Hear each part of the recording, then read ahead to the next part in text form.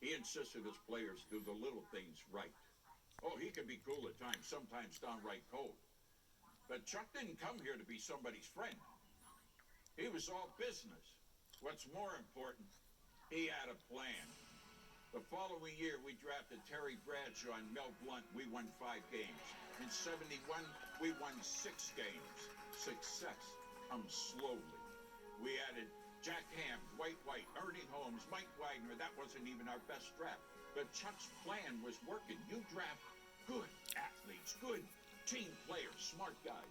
Noel always says, you don't win with dummies. Then we pick up Franco Harris. He rushed for over 1,000 yards. He won Rookie of the Year. He put us over the top. We went 11-3, got ready to meet up with the Oakland Raiders in the playoffs. Gloomy and damp. Typical late December, Pittsburgh kind of day. One of the newspaper guys called it a ghostly gray sky. Little bit of the Irish poet in that writer, huh? I was watching from upstairs. The thing I remember most, the tension in that stadium. We'd never played in that kind of atmosphere before.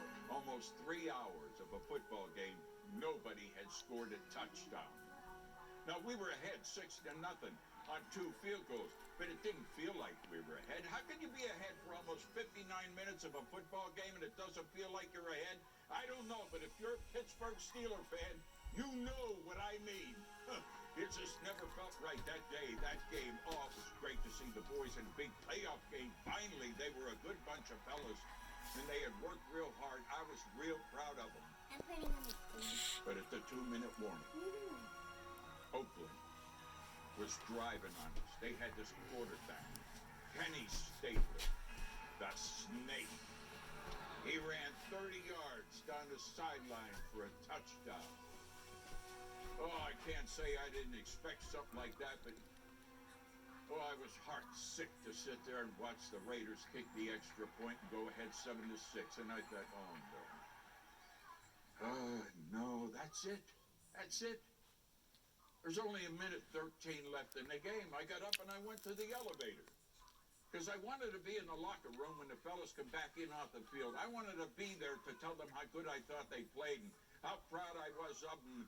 How to be the first to wish them a happy new year and how much I was looking forward to seeing them next July because we had a fine team and a great future. And I was thinking something like that when the elevator doors opened on the ground floor.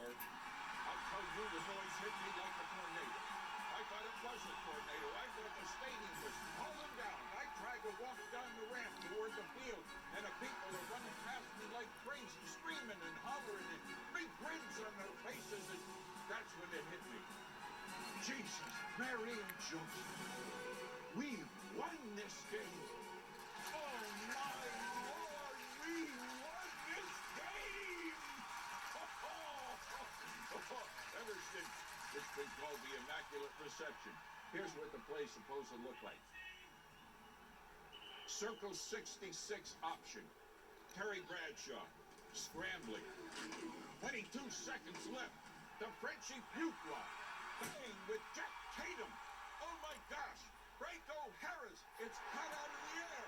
And I never saw a single second of it. I was so busy feeling so bad for them, it never occurred to me they might be good enough to be able to pull the game out. And I guess I felt that way because that's the way it had always been, the way it was supposed to be. But, that changed everything for us that day when Franco made that play. Chuck told me later, the players really started to believe in themselves after that. And I know our fans really started to believe after that. When Franco made that play, all that SOS stuff went away, and so did 40 years of losing. I love Franco Harris. But sometimes I think, what if Franco doesn't make that play? What if Tatum, instead of trying to take Frenchie's head off, just tackles him? And the clock runs out. What then?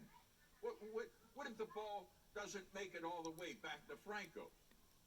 Do we go 4-10 the next year? Do we go back to being the same old Steelers? Does Chuck get fired? Do I go back to being a boob?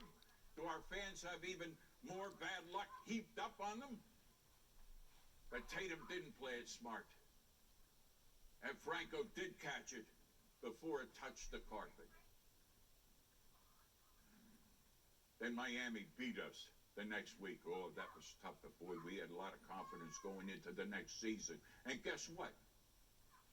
We went 10-4, and Oakland beat us in the playoffs.